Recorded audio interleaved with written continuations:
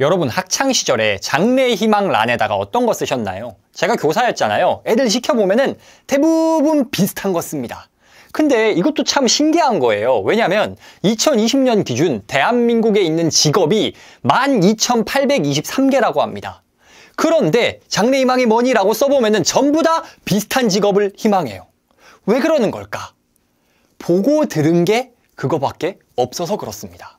보통 사람들이 나 나중에 뭐 해야지 라고 생각할 때는 부모님의 추천, 주변 사람들이 야 이게 좋다더라 하는 주변의 의견, 그리고 사회적 시선이나 안정성 등등을 고려하죠. 그 모든 것의 공통점이 옆에서 누가 해주는 이야기라는 거예요. 듣고 아는 게 그거밖에 없으니까 그냥 거기 뻔할 뻔짜로 직업이 나오는 거죠. 물론 제가 말씀드린 기준들, 부모님의 추천이라던가 사회적 평판, 흥미, 적성 이런 중요시 여겨야 할 가치는 다양하게 있습니다. 그중에 어떤 가치를 더 중요하게 여길 것이냐, 나는 안정적인 게 좋아, 나는 수익성이 있어야 돼, 나는 평판이 좋아야 돼, 어떤 기준에 더 가치를 부여하냐는 개인의 선택이에요. 그런데 직업을 선택할 때 절대 빼놓을 수 없고 빼놓아도 안 되는 기준이 있습니다. 그게 뭐죠? 돈입니다. 돈이 인생의 전부가 아니라고는 하지만 돈은 직업 선택에 있어서 중요한 기준이 되어야 하는 건 맞아요. 그렇다면 돈을 기준으로 한번 생각을 해보겠습니다. 여러분, 아까 주변의 의견을 듣고 직업을 고르는 경우가 많다고 말씀드렸죠. 그런데 주변에 돈 잘 버는 사람이 많습니까? 아닌 사람이 많습니까? 사람에 따라 다르지만 대부분 아닌 사람이 많을 거예요. 그런데 그런 사람들의 이야기를 듣고 직업을 선택하면 어떻게 되겠습니까? 당연히 부자될 확률이 떨어질 수밖에 없는 거예요. 예를 들어 볼까요? 제가 교사 출신이고 공무원 출신이죠. 많은 사람들이 추천하고 정말 좋은 직업이죠. 그런데 돈을 기준으로 잡으면 사실 수익성이 좋은 직업은 아니거든요. 돈 되는 직업이라고 사람들이 희망하는 것, 의사 정도? 근데 문제는 모두가 의사를 생각해. 그러니까 박이 터지는 겁니다. 그런데 여러분, 세상에는 이렇게 사람들이 모두가 선호하고 추천하지만 돈이 안 되는 직업도 있을 뿐더러 잘 선택을 안 하지만 의외로 돈이 잘 되는 그런 직업도 분명히 존재합니다. 그래서 오늘은 부자 되고 싶다면 절대 선택하면 안 되는 일, 그리고 이런 일을 해야 돈을 잘 벌 가능성이 높다라는 주제에 대해서 이야기해 보겠습니다. 부자 되고 싶다면 고르면 안 되는 일의 첫 번째 기준, 바로 노력을 해도 대가를 받기 어려운 일입니다. 세이노의 가르침에서 세이노님은 이렇게 말합니다. 나는 자본주의 체제에서 당신이 노력을 아무리 해도 대가를 남들보다 더 크게 얻기는 어려운 일들을 컨베이어 앞에서의 일들로 간주한다. 컨베이어 벨트 앞에 서 있는 것과 유사한 일들은 구조적으로 육체 노동력을 제공하고 대가를 받는 일들이지만 자격증이나 경험 혹은 기술적인 지식이 필요하거나 두뇌를 써야 하는 일이라 할지라도 개중에는 컨베이어 근처에 머무는 일들이 있음을 알아야 한다. 따라서 부자가 되려면 무조건 한 우물을 파지 말고 우물을 잘 골라야 한다. 뭐라고요? 무조건 한 우물을 파는 게 아니라, 마냥 열심히 하는 게 아니라 팔 우물을 잘 골라야 한다. 여러분 혹시 모던 타임즈란 영화 보신 적 있으십니까? 찰리 채플린이 나온 영화죠. 그 영화 등장인물 대부분이 어떤 사람들입니까? 컨베이어 벨트에서 조립을 하는 사람이에요. 이렇게 계속 자동차 조립하는 사람들이야. 정말 열심히 합니다. 그런데 그 컨베이어 벨트 앞에서 조립하는 분들이 열심히 한다고, 더 많이 한다고 해서 다른 사람보다 더 돈을 받나요? 아닙니다. 그냥 정해져 있어요. 급여가 정해져 있어요. 만약에 아파서 일을 못하기라도 한다, 그러면 돈이 안 들어옵니다. 이런 일들은 노력을 많이 하더라도 대가를 많이 받기 어렵다는 거죠. 부자가 되고 싶다면 직업 선택의 유일한 기준이 부자가 아니지만 적어도 돈을 기준으로 본다면 이런 일은 하면 안 된다는 겁니다. 그런데 이런 컨베이어 벨트에서 생산을 하는 일, 이런 것들은 기계가 많이 하잖아요.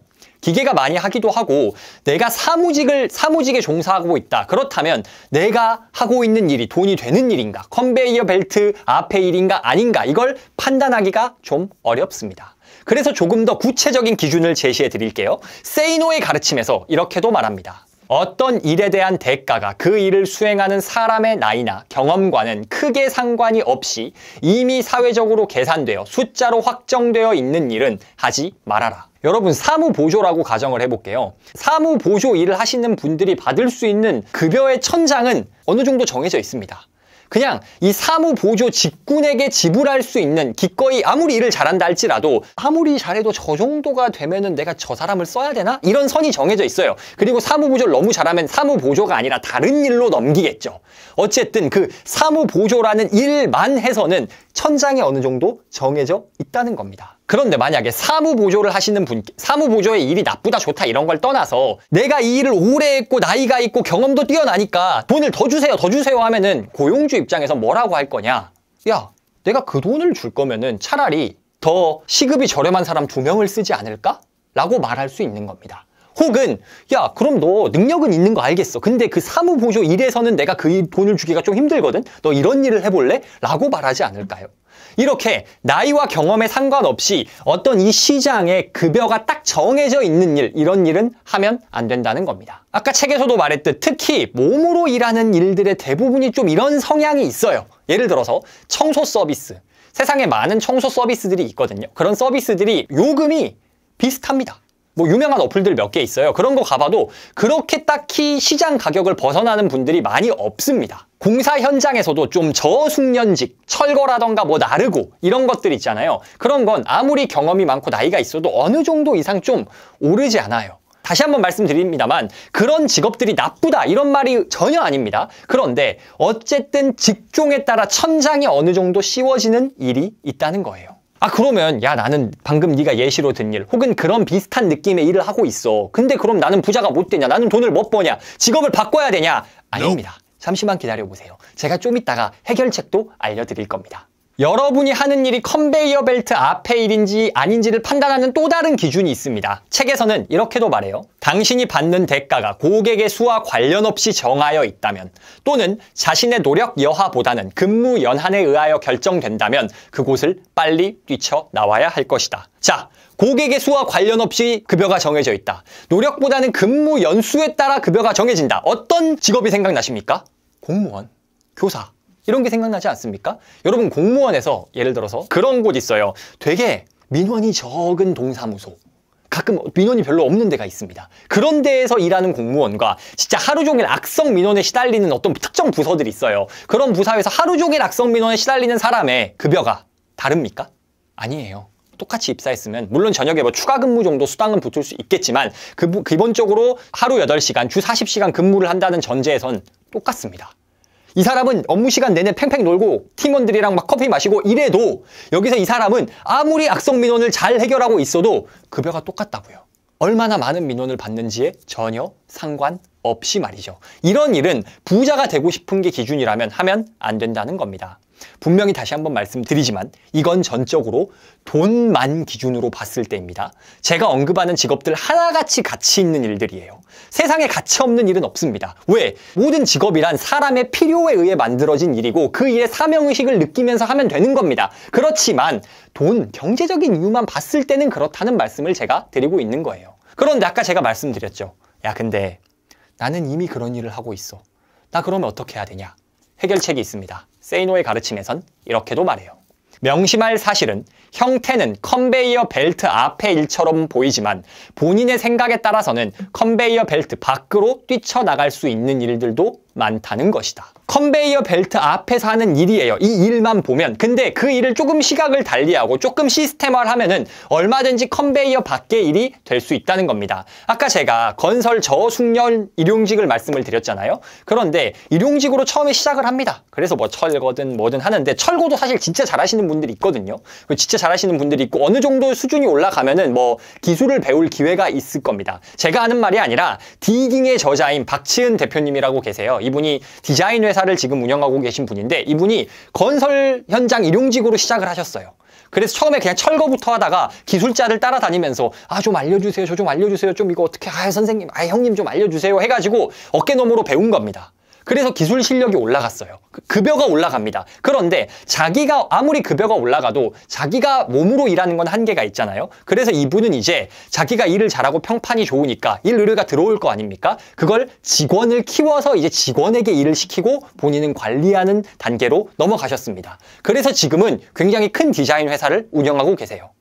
똑같은 일에서 시작했는데 어떤 사람은 계속 시간을 써야만 돈이 벌리는 일용직으로 남아있을 수 있는 거고, 어떤 사람은 거기서 어떻게 내가 영업을 해서 어떻게 내가 일을 다른 사람에게 분배하고 관리하고 그러면서도 퀄리티를 높일 것인가에 대한, 즉 사업적 안목을 가짐으로써 컨베이어 밖으로 벗어날 수 있다는 거예요.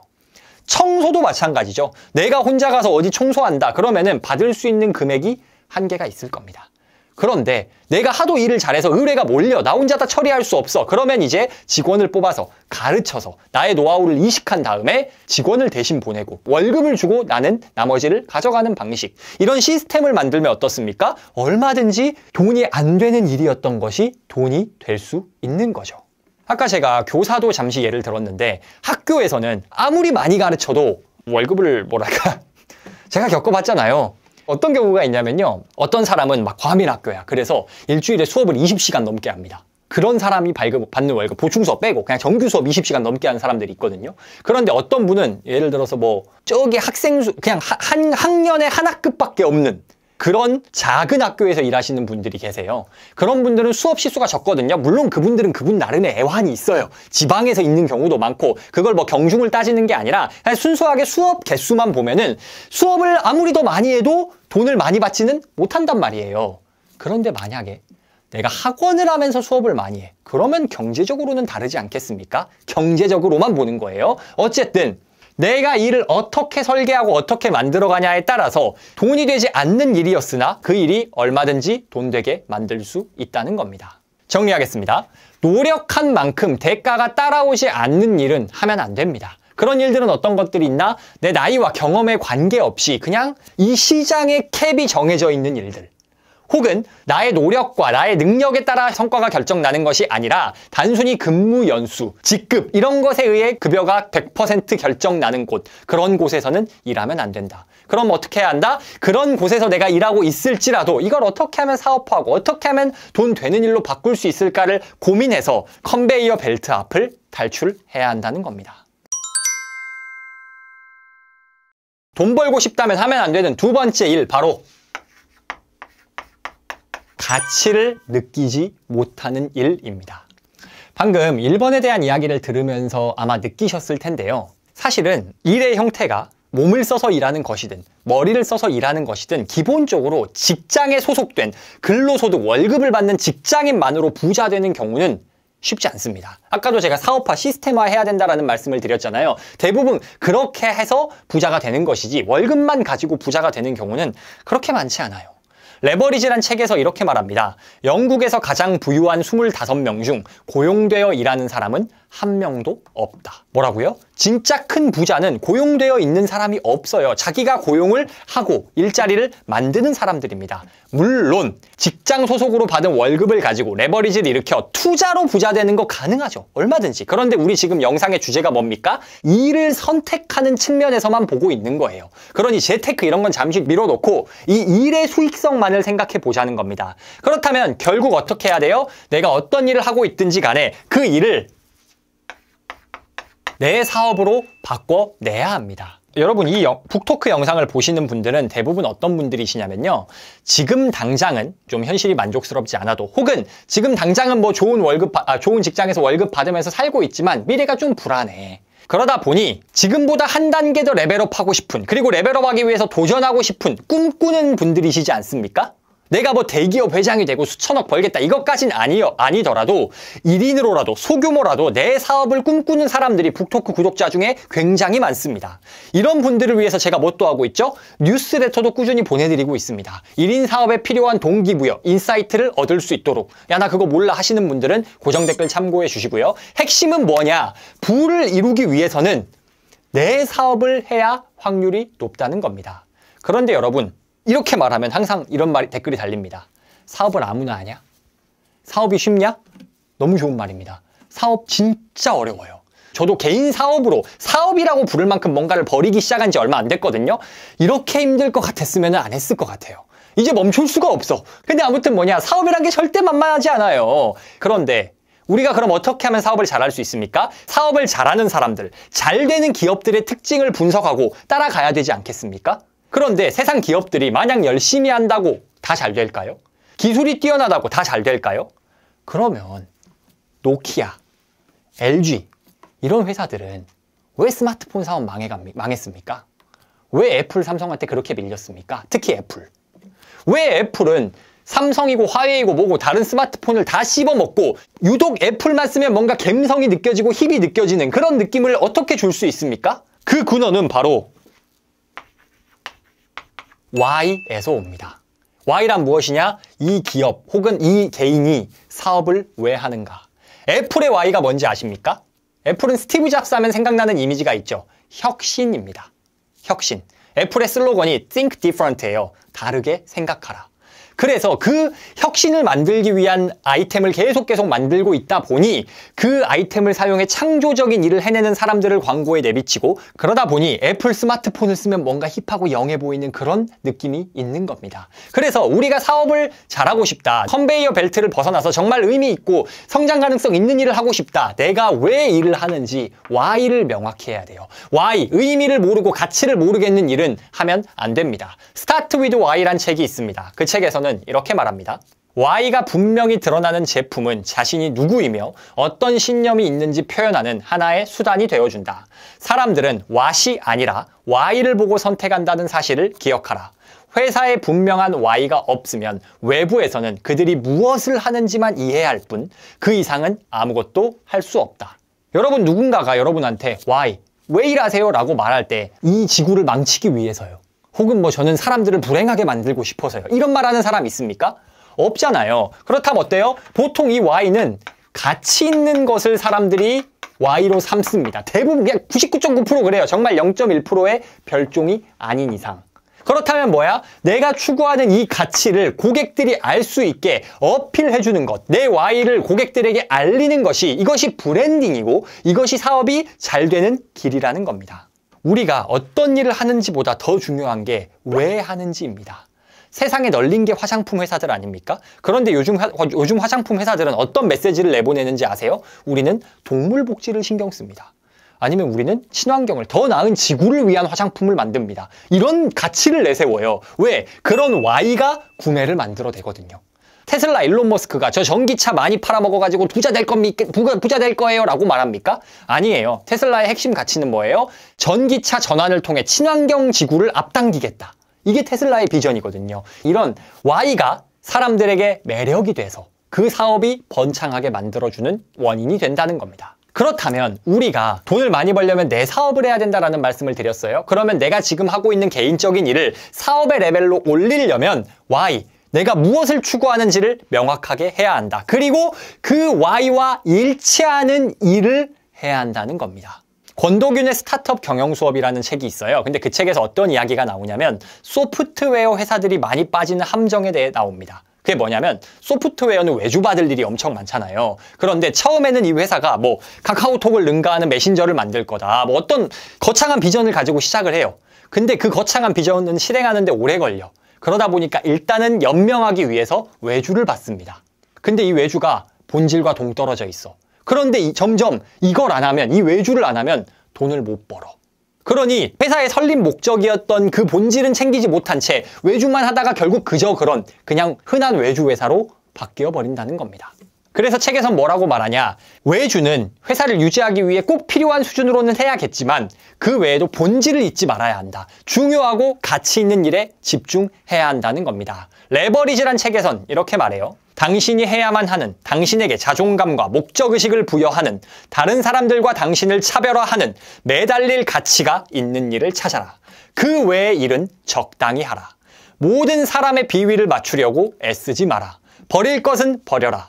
당신의 비전과 목표에 초점을 맞추고 다른 모든 것들은 제외하라. 내가 왜 일하는지, 내가 가치를 느끼는 것은 무엇인지 정하고 거기에 집중해야 합니다. 마냥 돈 벌려고 하는 것보다 내가 왜 하는지, 나는 왜 일하는지를 명확하게 하고 그거를 꾸준히 하는 게 장기적으로는 뭐라고요? 사업도 잘 되고 부자가 될 수 있는 방법이라는 겁니다. 여러분 왜 일하세요? 라는 질문을 제가 던졌습니다. 근데 여러분 이 질문은 꿈에 관련된 질문입니다. 당신의 꿈은 무엇이고 당신이 이루고자 하는 바가 무엇이냐라는 질문이죠. 그런데 이런 명언이 있습니다. 꿈이 없는 사람은 다른 사람의 꿈을 이뤄주기 위해 살아가게 되어 있습니다. 다른 사람의 꿈을 이뤄주기 위해 살 것인지 여러분이 왜 일하는지, 여러분이 추구하는 가치를 이루기 위해 살 것인지 선택은 여러분의 몫입니다. 오늘은 부자가 되려면 절대 하면 안 되는 일에 대해 설명드렸습니다. 첫 번째, 노력을 해도 대가를 받기 힘든 일. 그 시장에 캡이 아예 씌워져 있거나 내가 아무리 노력해도 그냥 연공 서열에 따라 급여가 정해지는 일, 이런 일은 하면 안 된다. 그럼 그 일을 어떻게 사업으로 바꾸고 어떻게 노력에 따라 성과가 나오는 일로 바꿀 수 있을지를 연구해야 한다. 두 번째, 가치를 느끼지 못하는 일은 하면 안 된다. 왜? 결국 부자가 되려면 내 사업을 해야 하는데 내 사업이 잘 되려면 내가 왜 일하는지를 명확하게 정하고 그것을 고객에게 명확하게 보여줘야 잘 된다. 왜 일하는지가 명확하지 않고, 즉 가치가 명확하지 않고 그냥 이 일 저 일 되는 대로 하는 회사와 개인은 매력이 없습니다. 그러니 결국 잘 되기가 어려운 거죠. 여러분은 어떻습니까? 여러분이 지금 하시고 계신 일 혹은 계획하고 계신 일, 노력한 만큼 대가가 따라오는 일인가요? 혹은 여러분이 왜 그 일을 하는지 가치가 명확하게 보이는 일인가요? 스스로 본인이 계획하고 계신 일을 한번 점검해 보시면 도움이 될 것 같습니다.